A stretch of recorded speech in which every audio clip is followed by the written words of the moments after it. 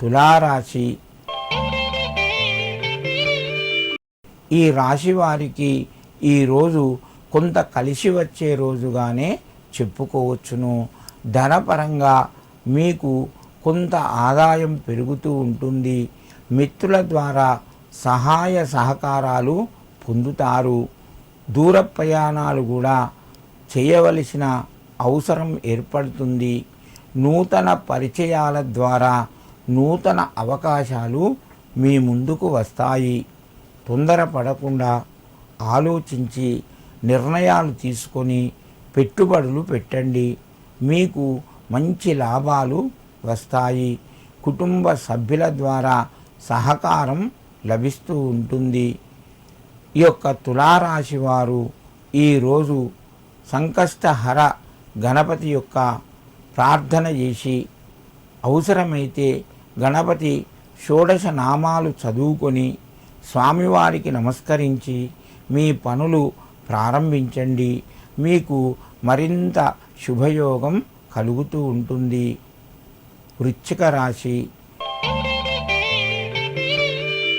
ఈ రాశి వారికి ఈరోజు శ్రమ ఎక్కువగా ఉంటుంది. శ్రమకు తగ్గటువంటి ఫలితాన్ని కూడా పొందుతారు.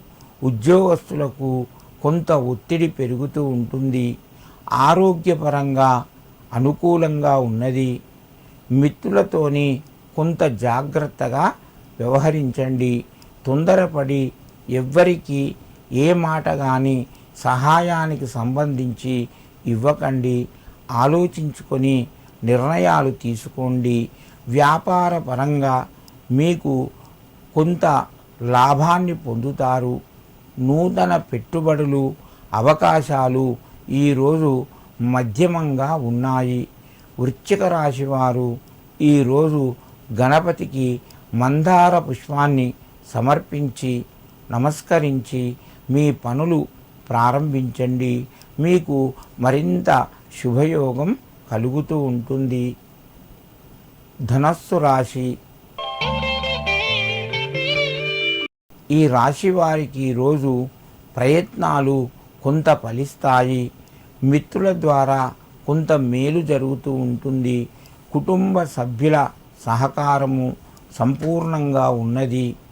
శుభ కార్యక్రమాల్లోపట పాల్గొంటారు. దైవ సేవలో మీరు ఈరోజు పాల్గొంటారు. ముఖ్యంగా ఉద్యోగస్తులకు ఈరోజు కొంత అనుకూలంగా చెప్పుకోవచ్చును. ఎందుకంటే తోటివారి సహకారం ఉంటుంది. పై అధికారుల యొక్క ఆదరణ కూడా మీకు లభిస్తూ ఉంటుంది.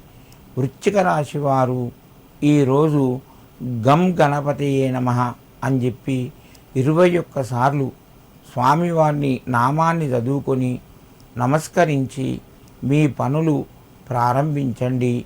మీకు మరింత శుభయోగం కలుగుతూ ఉంటుంది.